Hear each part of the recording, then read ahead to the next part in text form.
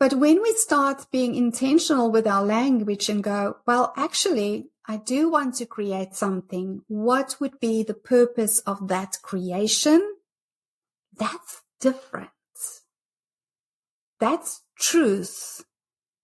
And that gives perspective.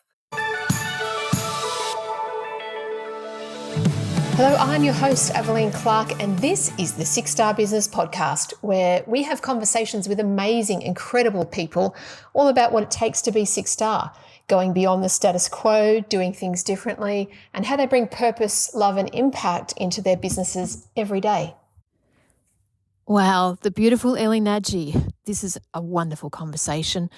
She really got me thinking and feeling differently, because she's so present in her awareness of her life, her presence, what she brings to the world, and her message about intention and language and the energy of all of those things is really, really important. It got me thinking, and I know it's going to get you thinking as well. This is not a conversation just for women, just because she focuses on helping women to re-empower themselves. It's a conversation that is really relevant today as we seek for more purpose and meaning in our lives. She talks about that in a really beautiful way, very succinct, very on point.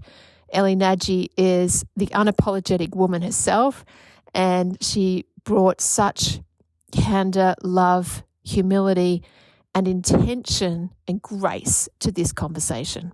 It's great. It's wonderful. She's a beautiful woman, and I'm so grateful for her being in my world. This is Elle Nagy. Enjoy. Are we ever ready? I think we're ready. Like the bunnies, the ever-ready bunny. Well, let's start. Hey, thank you, my friend. Elle, it's so nice to have you, and welcome to the podcast. Thank you for agreeing to be my guest.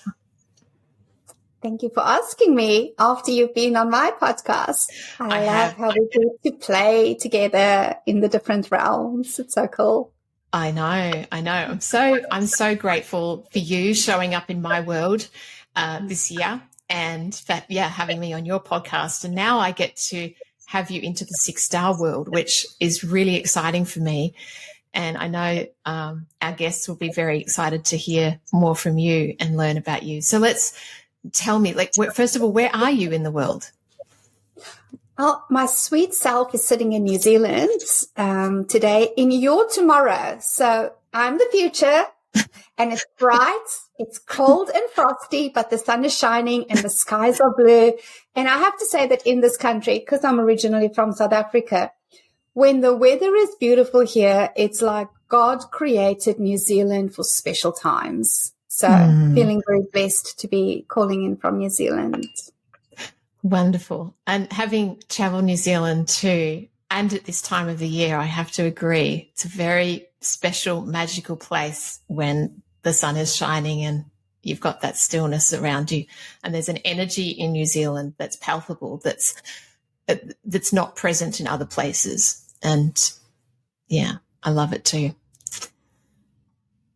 So tell me, Elle, who do you serve and how do you serve them?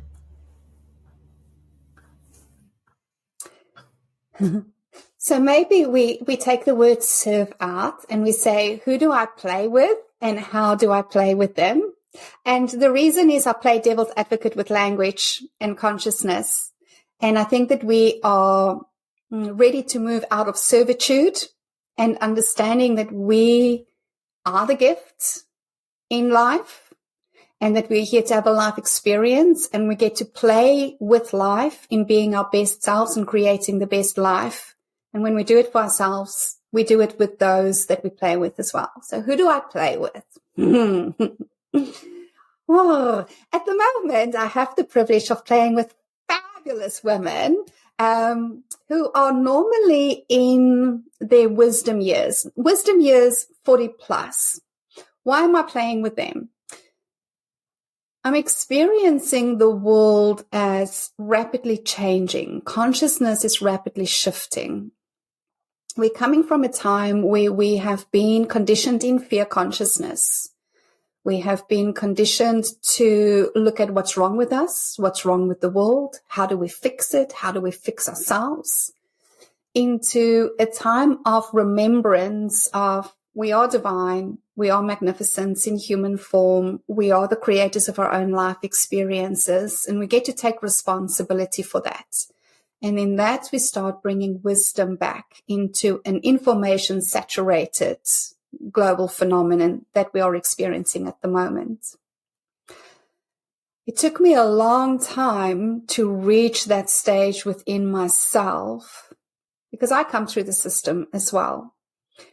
And understanding that the world is ripe and ready for a new consciousness where women specifically start practicing life differently. And so I'm developing the feminine art of self-leadership, which is really guiding women back to themselves so that they can love themselves, appreciate themselves, accept themselves, respect themselves, and trust themselves again to operate from intuition, to operate from a space of creativity, to operate from a space of nurturance, to operate from a space of leadership.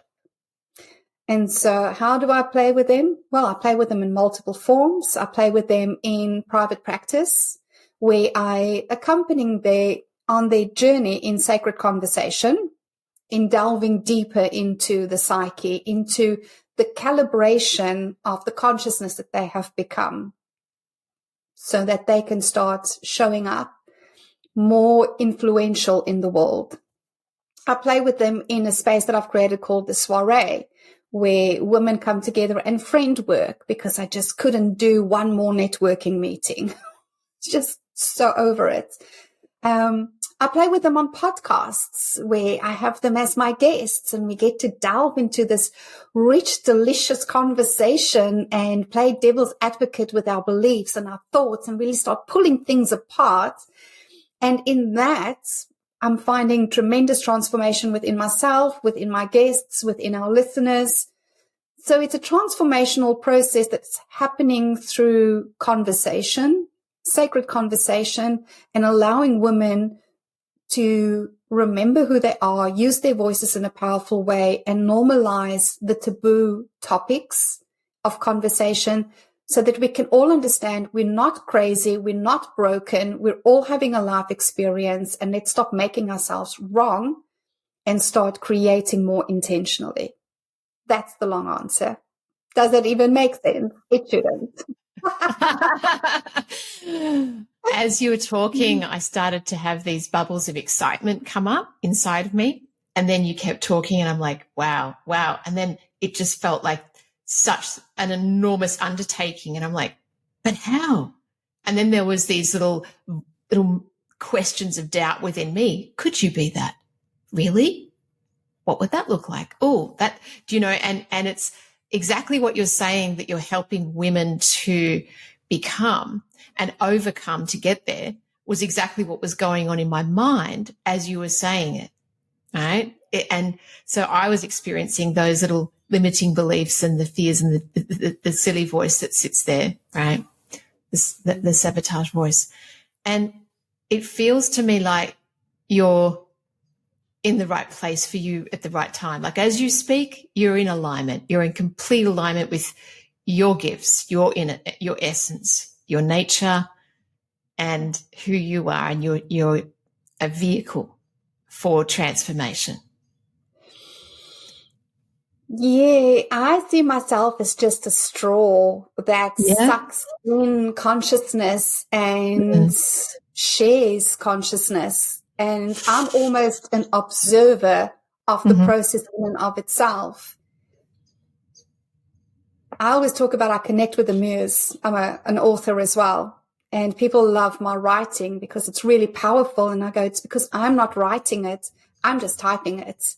And a lot of the times I will be sweating, I will have goosebumps, and I will just be so much in the flow and be amazed at what comes out. Even when I open my mouth, majority of the time I go, oh, I should have recorded that. That is like, wow, that is insanely potent in its frequency, because I believe that when we are in alignment with our genius gifts, we, the human, gets to step out of the way and allow the genius through to be experienced first by ourselves. Like, we get to calibrate first to the genius and then allowing others to calibrate through our genius gifts as well. And it's a process of getting there. It's a process of getting out of your head. It's a process of unhooking from the saboteur frequency.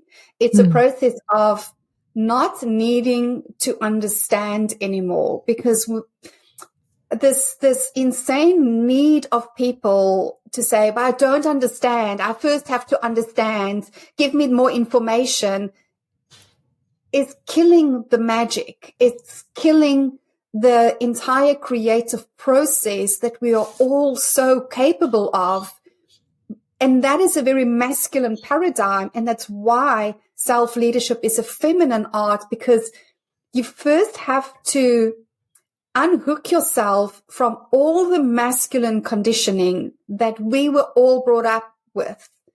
The conditioning of we have to have goals, the conditioning of we have to feel the fear and live in discomfort, the conditioning of there has to be a plan, the conditioning of it has to make sense, the conditioning of there has to be this rigid, massive amounts of action, and not understanding that that works for men specifically because it's their natural operating system. Laser focused, in the zone, the hunters. And we as high achieving women have done such an incredible job being men with skirts and achieving epic shit in the process. And I'm not taking any of that away.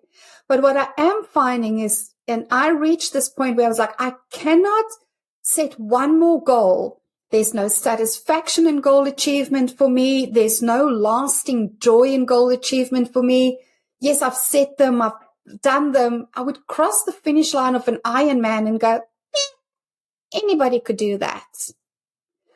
And I'm finding more and more women, especially over the age of 40, are waking up and go, I don't want to set more goals. I've got nothing to prove to other people.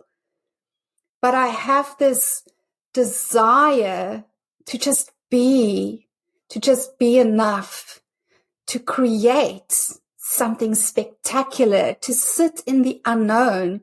I think that's why so many of us secretly loved the chaos that was created in COVID, because the world was going to a shit basket. And here we were going, oh, yes, chaos. Welcome, my friend, because, the endless possibilities of what we can create from this mess is just yummy.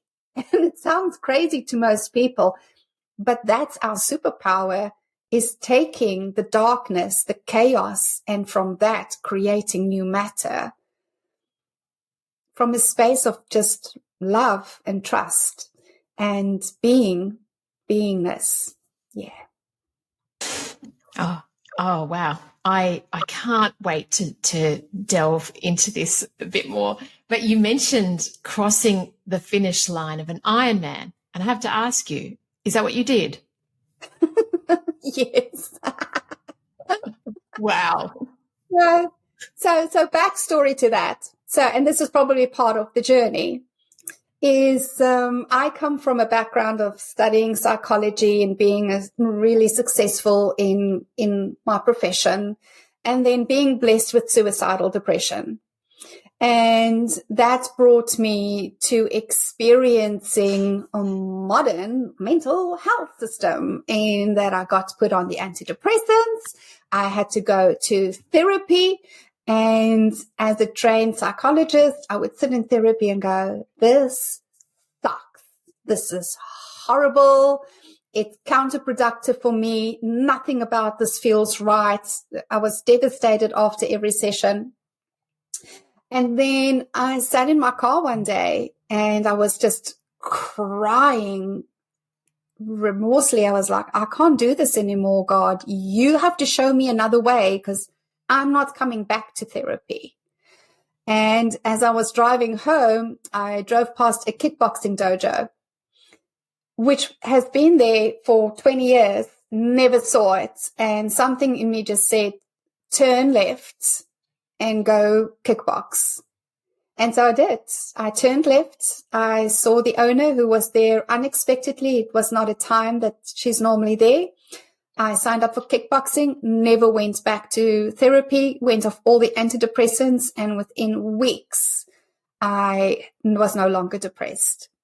And that started me on this incredible fitness journey where I went from kickboxing into cycling. And then, of course, I started competitively cycling. Why wouldn't I? And then one day a friend sent me a YouTube video of an Ironman, like promo thing. It was like 5 minutes long. And I was just like, oh my God, this looks insane. And I remember that when the guy crossed the finish line and the announcer was like, John, you are an Ironman. I was like, I was born to be an Ironman. I have to do this. And went on the internet, checked out when the next one was. It was 4 months away, took out my credit card, entered the race, ran to the bathroom and had a spiritual poop because I was like, literally just shut myself. And then I went like, what does it entail? It was a 3.8 kilometers swim in the ocean, 180K bike ride, and a 42.2 kilometer run. And I was like, okay, well, I can't swim because after a near drowning as a child, I never learned how to swim. So this could be interesting. And the bike ride I wasn't worried about because I was doing 100Ks most weekends. And I can't run. Oh, maybe I need to start running.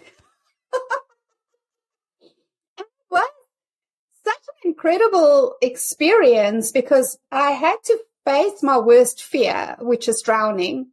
Couldn't find a coach that could teach me how to swim. So I had to go onto YouTube and watch videos of how to learn how to swim and then do shark fin drills in the pool for hours and laps. Turns out I have a hip affliction. So within a couple of weeks, I was vomiting from pain when I was running. All the surgeons said, can't do this. You have to pull out of the race. We need to operate on your hip. And I was like, no, I've paid. It's like, and I have this belief, this insane belief that life only shows me what I'm ready for. It's always in divine timing. I don't believe in this, oh, life shows it to me now so that I can do it in 5 years. I'm like, bitch, no, I see it now. I'm ready now. I just need to align. And 4 months later, I crossed the finish line. I swam 4Ks. I ran a marathon, my first marathon in my life. And it was a life changer. It was a life changer. Yeah. Wow. For those listeners who have any understanding of an Ironman, like hopefully you've heard Elle just talk about like the distances. It's something that most people, they train for a long time, like up to a year in advance to get their bodies ready for that. And you couldn't even swim 4 months out. Oh my God. So, you are such a remarkable woman, Elle, and I just, so grateful for you being here. I always like to know a bit more about the journey that you've been on, and obviously that was a very pivotal period of your life. Do you want to share with me like how that then contributed to the unfolding journey that's brought you to where you are today? So as I came out of the ocean, and by the way, I'm still terrified of open water swimming, and I couldn't swim in the open water, even in the warm up before the race. I would just freak out and cry. But as I came out of the ocean, there was a voice in my head that said, behind your fear lies your freedom. And I parked that and I thought, oh, this is something in here. And it took me on a discovery of consciousness and understanding what fear truly is, how we are conditioned in fear and how if we can just change our relationship with fear, our lives change. There's very few things to really be afraid of. And we have so normalized fear that when you should be afraid, most people aren't afraid. So when your life is in real peril, people are so normalized to the frequency of fear that they don't pay attention to the intuition, to that inner voice going, you need to get the hell out of Dodge. And I'll share one of the things is I've left a 20-year marriage, which was terribly toxic and codependent. And it was only once I moved to New Zealand and could calm down my body, my system, which was adrenaline pumped from living in South Africa and doing Ironman events and Skyrun events. A couple of years later, I was sitting in the lounge and my then husband came in, and there was something in me that recognized and goes, oh God, you're afraid when he enters the house. So I was so numb to fear up until then that even though the same thing was happening in my body for more than a decade, I didn't recognize it. So there is that fear of there is real emotional, psychological, or physical danger in what we are experiencing. But then there's the other fear. And the other fear is areas of growth. It's seeds of growth that is planted within us. And every seed has your superpowers inside of it. And when we start recognizing who do I become when I move into this fear and I ask the fear to submit to my will, when I ask the fear to offer up the gift of my power, who is it that I become? Then we start playing with fear. Then she becomes your best friend and she's your companion in life. And you can go, ooh, why am I feeling this? Like, why am I scared of going onto the stage? Like, who am I as the woman who stands there unafraid? And when we have the audacity to claim that for ourselves, that is a fear that is forever alchemized. So we no longer feel the fear and do it anyway. We feel the fear, we alchemize the fear, and then we do what we want to do. Unafraid. It started me on a journey of understanding just how much good-meaning people are using fear to do the work that they are here to do, but in a very warped way. And I think that we are starting to get ready to move out of that paradigm as well. It started me on a journey of taking full responsibility for how I was showing up in my life, for the work that I was doing, full responsibility for the influence that I want to have on people's lives. And it became really sensitive to the spells that people cast, including myself, with our words in the change that we say that we want to create in the world. And then understanding that even though most people are doing things from a really good space, they themselves are still under the spell of fear. And so they just cast more fear spells. So for a while, I was known as the fear maven because I have this healthy obsession with fear. And I've decided to move even out of that because I felt that what we focus on, we grow. And most people, when they focus on fear, what they don't understand is that they're growing fear. So I'm focusing on divine love now, in the growth of divine love in people, which then actually brings us back to ourselves and we become whole again. Because we're so holy, we're so full of holes through all the stories that we are being told and then tell ourselves. And when we just start bringing truth and love back, we become whole again. And that's when we start partnering with life, and we start partnering with other people in life in creating something spectacular as our legacies. And we get to live our legacies at the same time. So my journey has not been a straight line. My journey has been a mess of divine inspiration and divine guidance along the way, to bring me to where I am today. And I think that if we have to start telling the story, there's so many things that would have to be pulled apart. We would probably be here for hours and hours. So I like keeping it open, and you can ask me any questions and delve into any pieces that stand out for you that will really serve the listeners in resonating with something that they're either going through at the moment, or that they have been asking for themselves. Well, thank you, Elle, for being so gracious and giving there. There was something that you said a couple of minutes ago when you were talking about fear as was it the mechanism or the reason why, the thing that causes this warped delivery, this warped sense of how people are bringing their gifts to the world, or in servitude, or what they're here to do.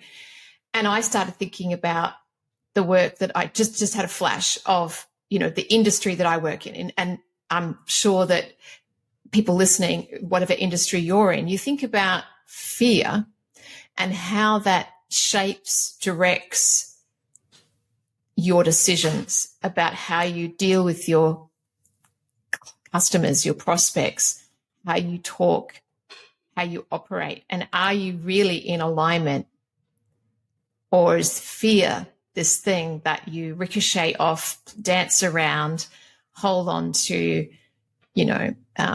experience that actually is driving a lot of things that do not bring you the joy and the peace that you're searching for? Because let's face it, we all want joy and peace, don't we? We say we want money, but effectively we want the joy and the peace, and we think money will get us there. And I agree with you that we're in this period of a rise of consciousness, and people are asking the questions of themselves, and they're looking in the mirror, and they know there's a better way. And I think they're searching for a better way. And I think some of the things that you've just brought up have hopefully started to create some moments of awareness in our listeners that these are all real. We've all been conditioned, right? We've all come through a conditioned school system up to the age of 16, 17, 18, and then university. It's still conditioning, and the society and everything else. And there's a lot of fear there. And at what point do we acknowledge it? At what point do we let go? What point do we start being accountable, growing up and creating? I'd love to understand from you what your thoughts are around unlearning the conditioning, or how someone goes through that process of becoming whole, becoming themselves in their life, on their human journey, and how important it is for them to let go of that old armor and conditioning.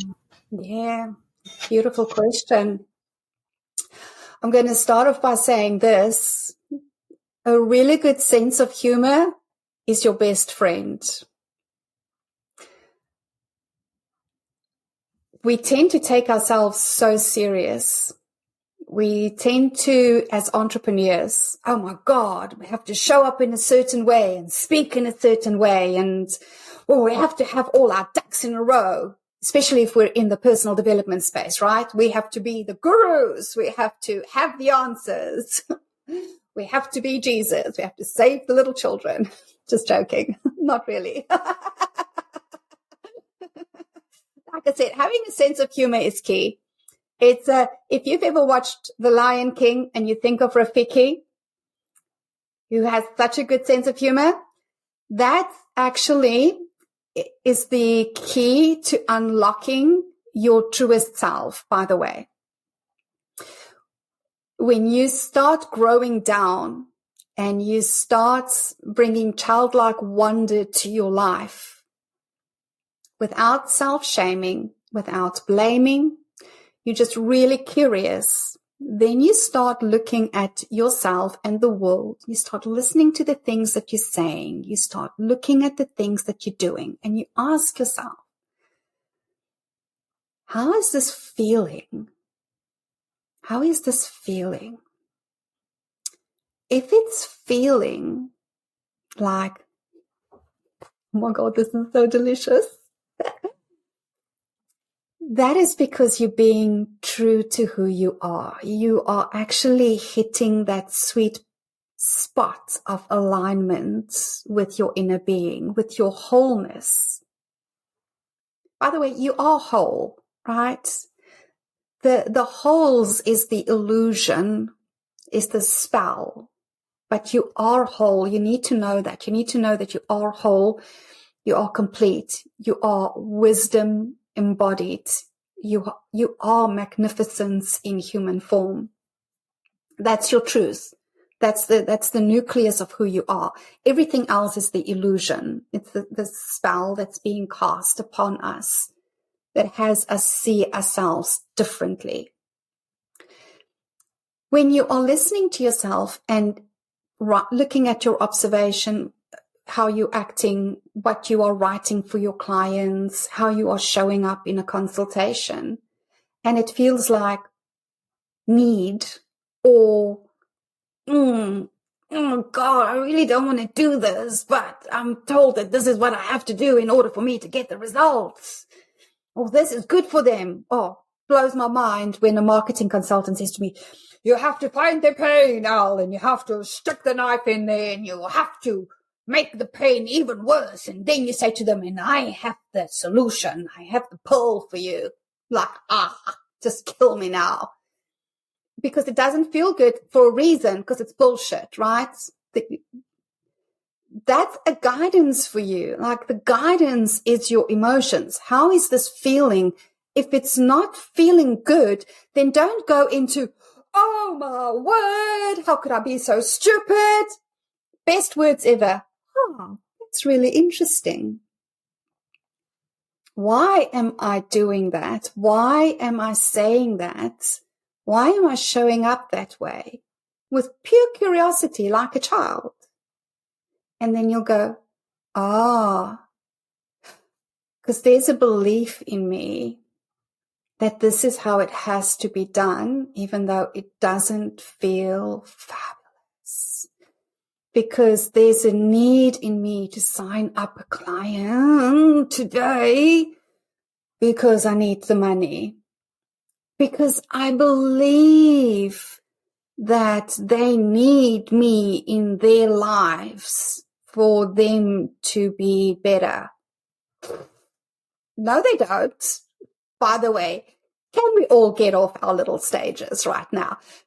Nobody needs you. If you think that they need you, then you have some inner work to do.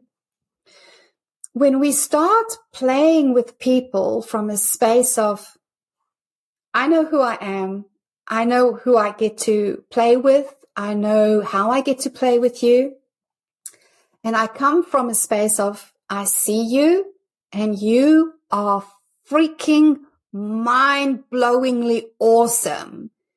You don't need me, but you know what? I happen to know that my genius gift is a puzzle piece that will just help you complete your puzzle faster.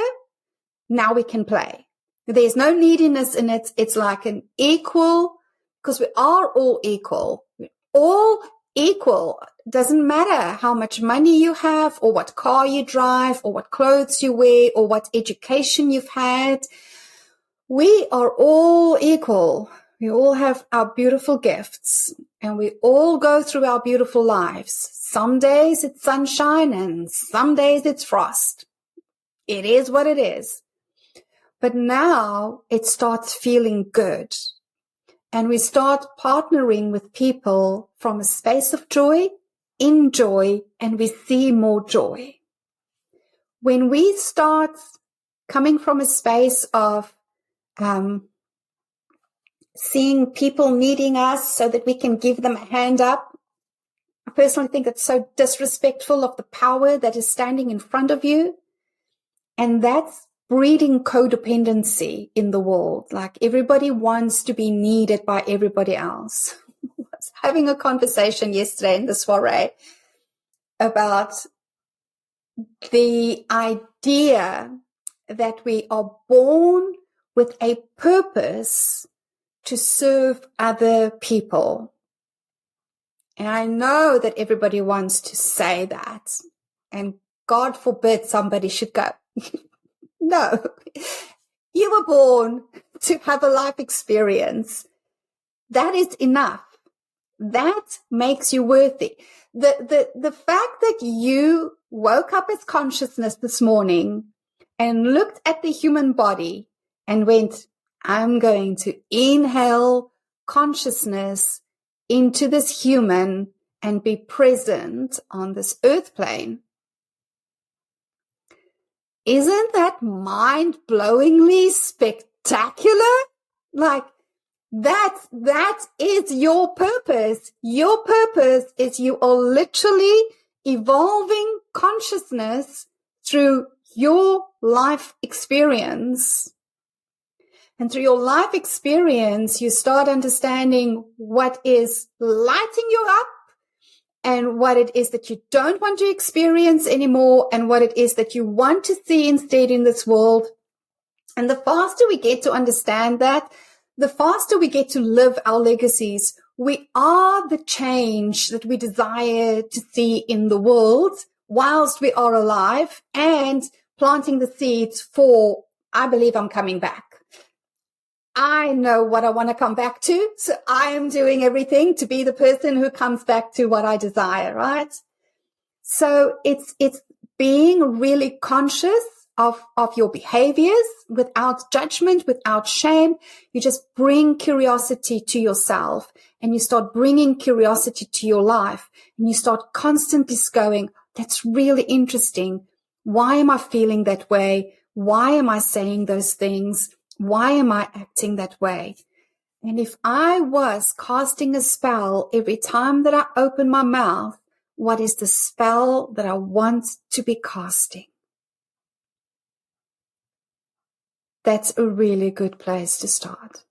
Because if you are casting a shitty spell just so that people would have empathy with you or sympathy with you, or because you want people to understand what's going on, you are literally recreating that again in this exact moment that you're casting the spell. And why would you keep on doing that to yourself?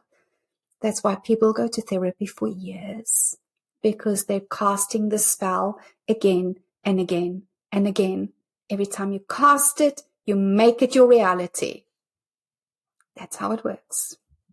Does it answer your question?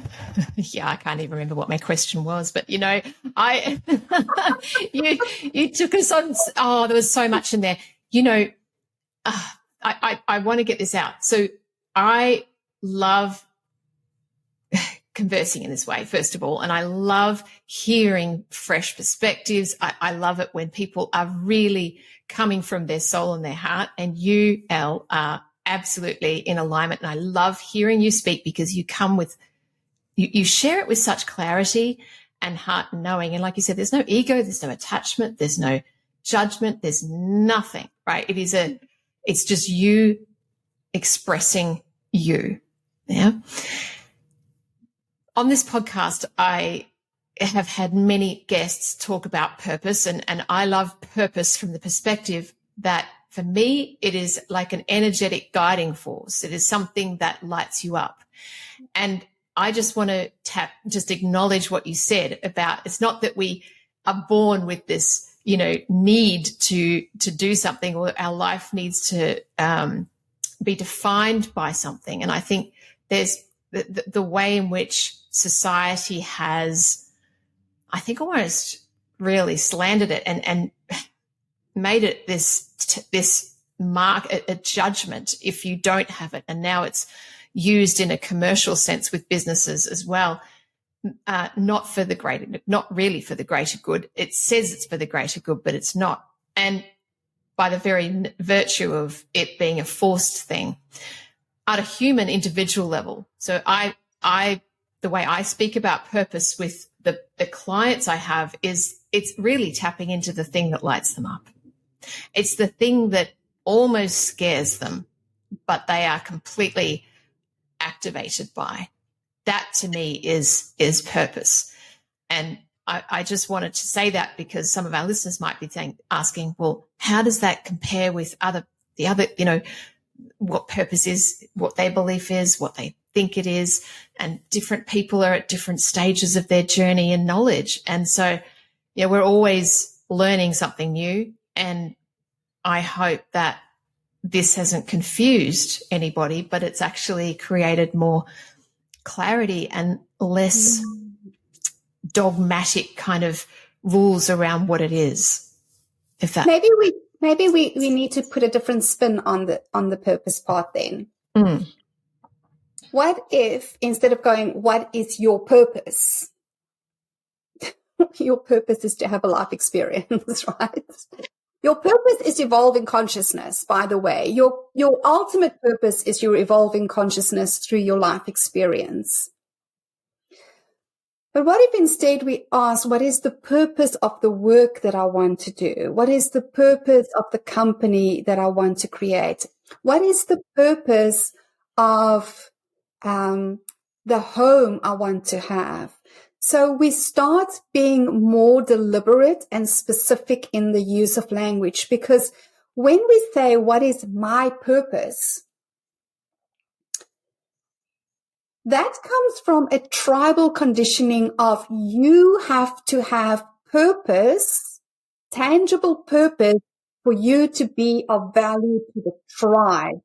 And if you don't have a purpose, if you don't come and tell us, well, my purpose is to change the world in this way and to empower people in this way and to change this. It's if people don't have that thing, that brand, that marketing thing, then they almost feel lost. They feel like, I don't have a reason to get up in the mornings. I don't have a reason to show up in my life because I have not discovered what my purpose is. No. Your purpose is you are evolving consciousness by your mere choice to live.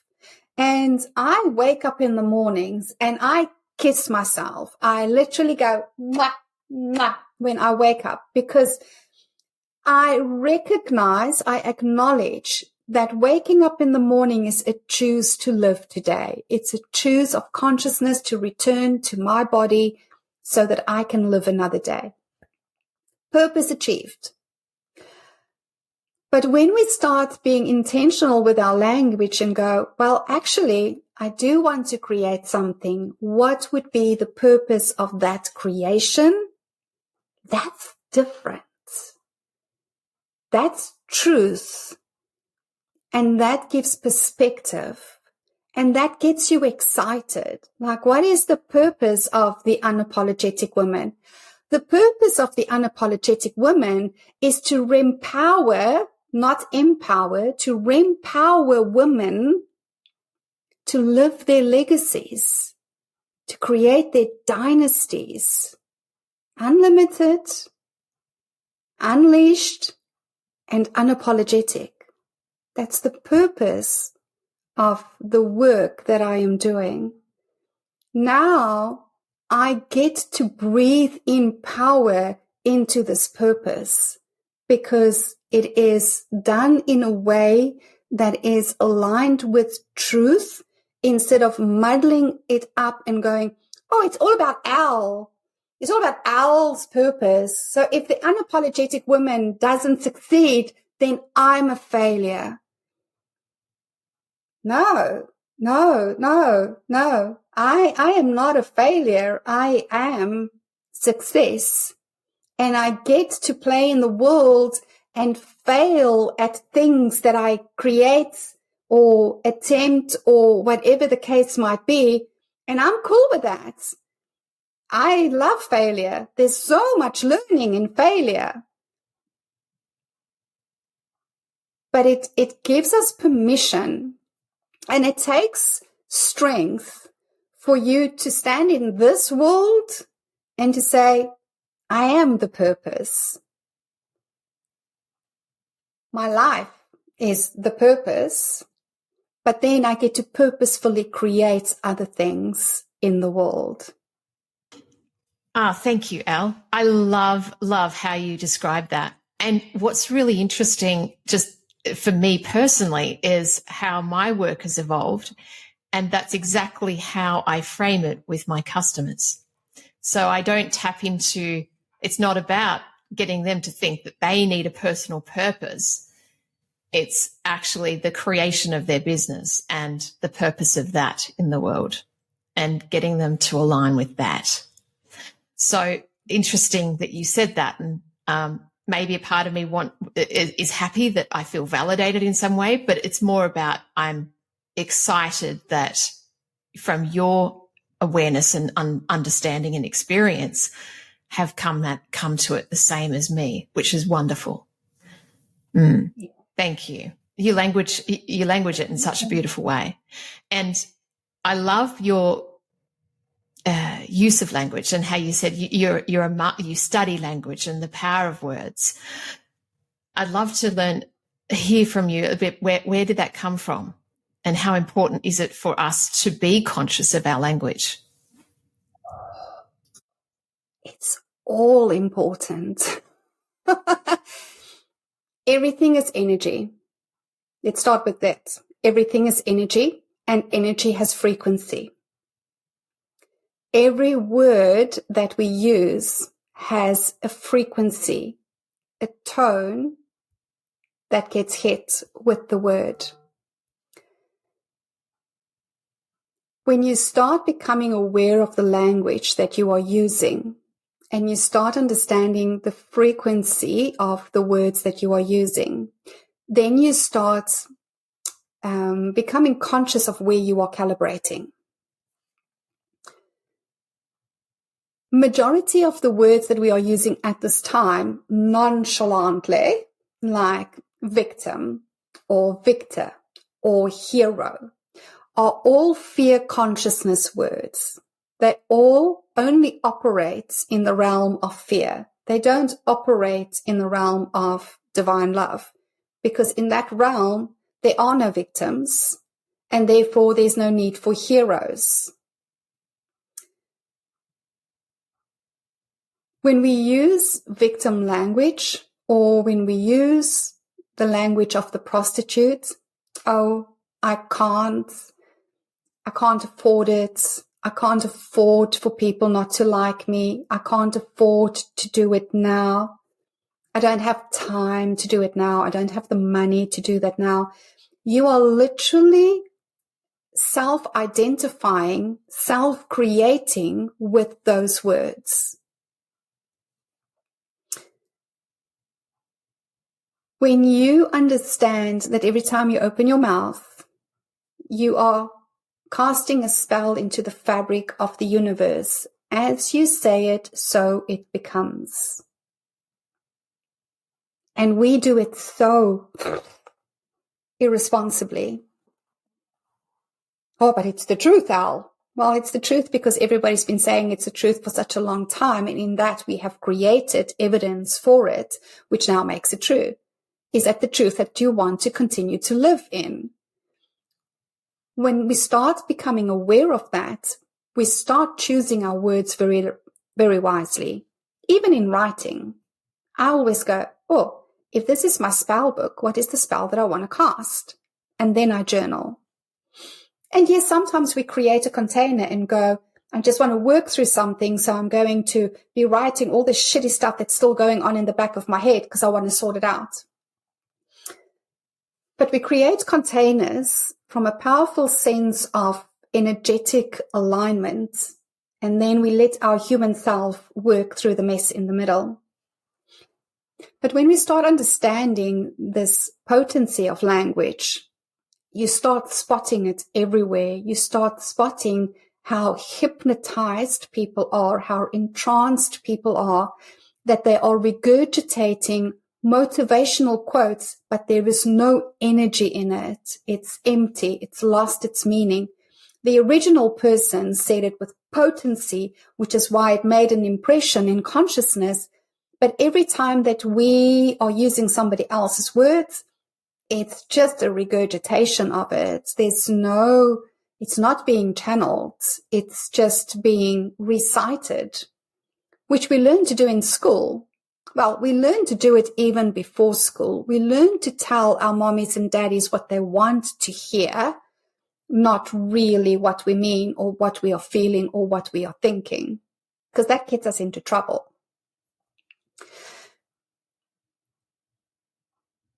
Language forms the reality. And I actually wrote about this in my book on self-leadership, which is coming out hopefully later this year or next year. When we start paying attention to the narrative that is happening, and we understand that that is shaping people's consciousness, which is then shaping the next reality, we have to start asking ourselves, is this the narrative that we want to continue using? I believe that there's a lot of old language coming back. Words like oracle, words like sovereign, words like queen. Now, I'm not talking about all the ladies on Instagram going, queen, let's put on your crown. No, this princess energy. You can feel the energy in the words, right? You can feel the energy between somebody going, queen, let's put on your crown, and showing up as a sovereign queen. There's a difference in the tone and there's a difference in the frequency of the word as I'm using it. So you start paying attention to that. Start paying attention to the old words that are being brought forward that had real power in them, like wisdom, like oracle. Those are being brought forward because our language has become so slang and diluted and just rubbish.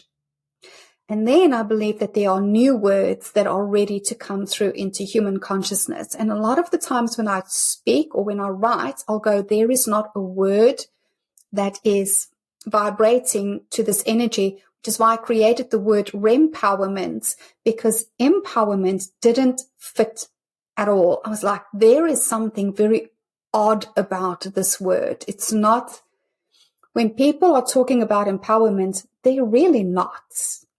Because you cannot empower another person. How do you empower another person? You can help another person. You can support another person, but you cannot empower another person. We can only empower ourselves, because empower is in power, in from inside, my power. But we can rempower them. We can stand and witness their greatness until they empower themselves. We can speak into who they truly are until they find calibration to that and empower themselves. But then we start understanding as well that when we are calibrated to different frequencies through language,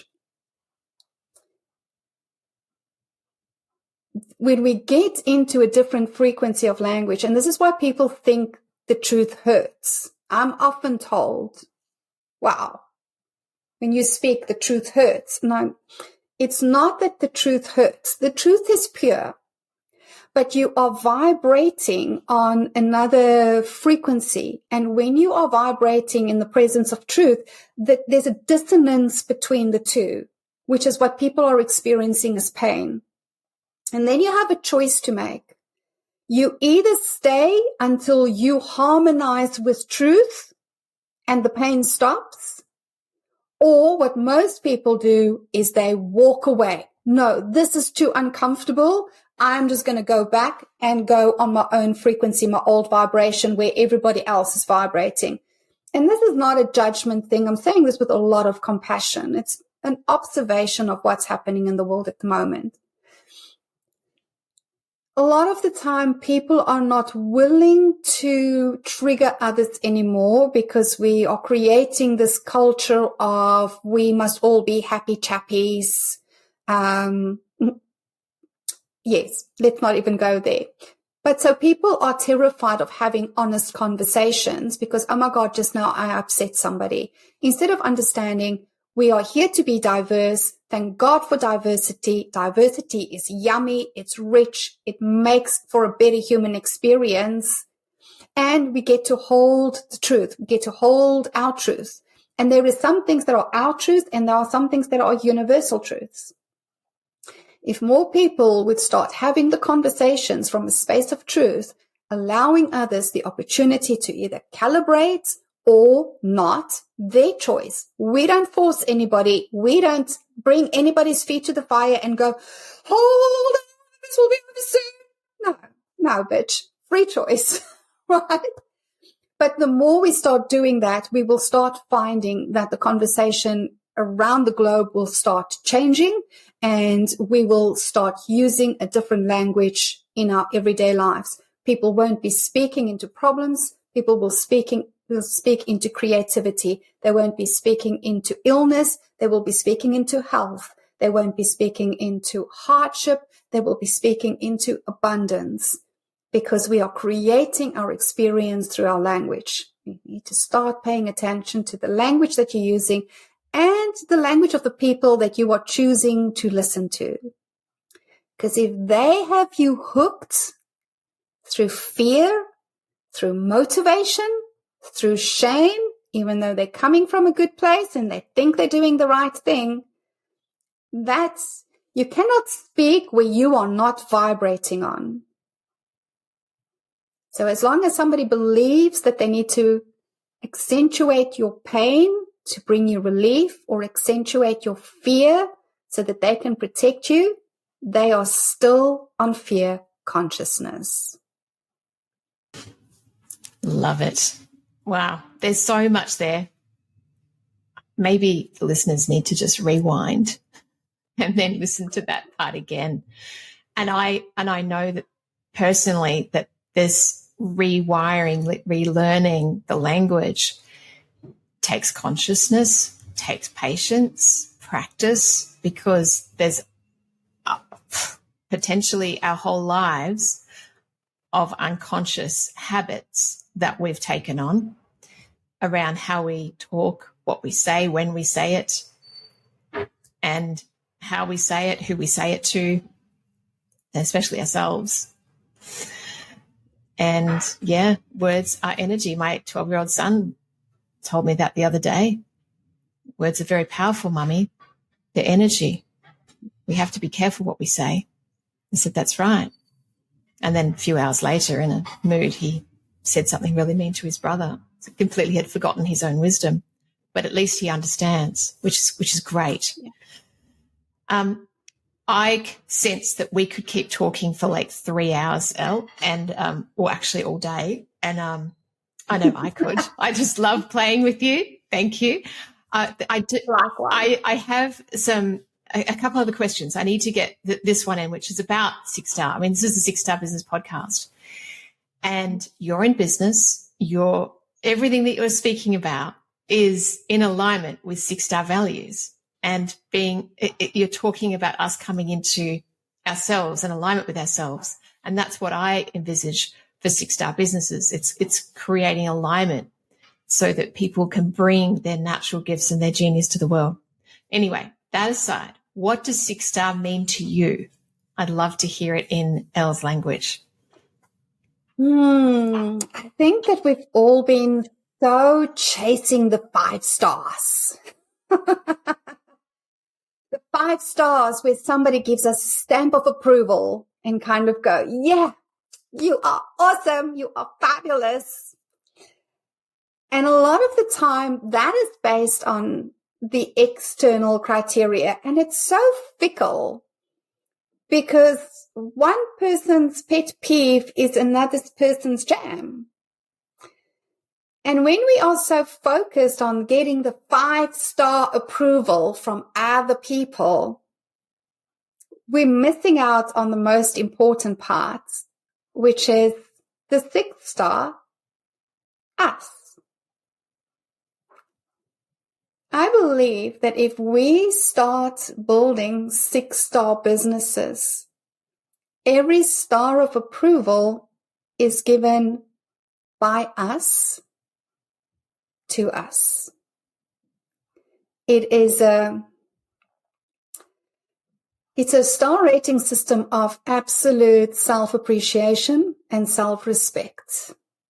In going, am I creating in alignment with who I am, with what I stand for, with what it is that I want to create in the world, for who I want to create it in the world, because nobody needs it. Who will be fun to play with in this? And staying true to myself, bringing myself unapologetically through my business and understanding that people can love me or hate me. I'm good with either. It's not my responsibility to seek their 5 stars, because the 6th star is I have every step of the way, every star of the way, being true to me. Can there be a greater gift to the world than 6-star businesses, where there is no need for validation and there is no need for me to tick your box so that I can receive a little star? Because at the end of the day, if we don't start bringing ourselves to the business and allow people to have a true experience of us, how can they love us? How can they love us if they don't know who we are? If they can't feel us in our businesses? How can they fall in love with the business if they can't feel the business for who and what she or he really is? And this is not about being a personal brand. Like, let's not even start on the personal brand stage, because that's a whole nother tomato stage thing.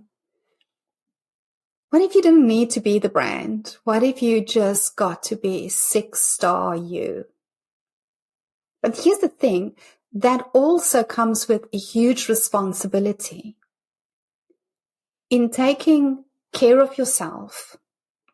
You can't be a 6-star if you're exhausted, if your cup is empty, if you are coming from fear, if you are giving people half-assed you. No. Like, you get to partner with everything in life to be your best self, and you show up with pride. You show up with, this is my best me in this moment. And I'm going to say this as well. Sometimes my best me in this moment is freaking fabulous. And sometimes my best me in the moment looks like shit and wants to cry and have a glass of wine and whatever. And I give myself permission to be that as well, right? Being your best self does not mean that we have to be perfect. It does not mean that we have to be superhumans. It means that we actually start giving people permission to be human by us having a true human experience as well. So 6-star business, it's unapologetically me. I can't tell you how much my body is just like I got goosebumps, actually. And you said a few things in there that I have come to about 6-star over time. And I've only just started talking about it and sharing it with the 6-star people. And you just nailed it, like really nailed it. It is not about validation. It is not about measurement. And it is about us. It is always about us. Yeah. Yeah. Absolutely. Love that. Thank you, Elle. Thank you. Wonderful. Now, I'll look at the time. Okay, my last question for you in closing, which I love to ask all of our guests, and that is there something you'd like to leave the listeners with? A tidbit, a little passing piece of advice, wisdom, just anything you'd like to share, offer? It's supposed to be fun. Yes, life gets tough. There are things that happen in life that will knock you to the ground. But it's supposed to be fun. And we are finally living in a time where there are more and more people waking up and remembering, man, we are not little pawns that's just being pushed around on somebody else's board. It's your life, your rules, your game. And the faster you start giving yourself permission to have fun with this game, the faster it will become fun. So I want you to partner with life. I want you to start partnering with life to have your best life. You partner with food to have the most energy. You partner with movement to have the most mobility and strength. You partner with money to build whatever it is that you want to build. You partner with other people, with your friends, to create the most incredible experience. But ask yourself, are you doing it from a space of panic, from a space of fear, from a space of worry? And I get that. I'm not taking that away from you. Just creating awareness. Or do you want to start doing it from a space of, holy shit, I woke up again this morning. I get to have another day. Bring it on. It's a choice. Wow. Wow, wow, wow. Elle, thank you. I'm so grateful for you. Got so much love and respect for you and for the light that you are and the joy that you bring. And there's so much in this conversation. I can't tell you how excited I am. And I hope the listeners, well, I know the listeners would have loved that as much as me. And yeah, one of those sort of conversations, I think, for this podcast that hopefully will be a pivotal moment for people to stop and ask and look within and ask the questions, love themselves, and all the other things. There's so much there. Elle, thank you. I'm sending you a massive hug across the sea. And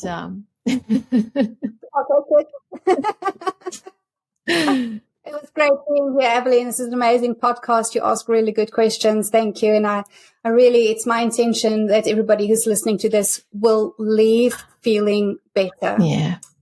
Even better, inspired. That's always my intention, because you are so magnificent. Oh my God. I wish people could see themselves the way that I see them. Yeah. Thank you for holding the space. Thank you, Elle.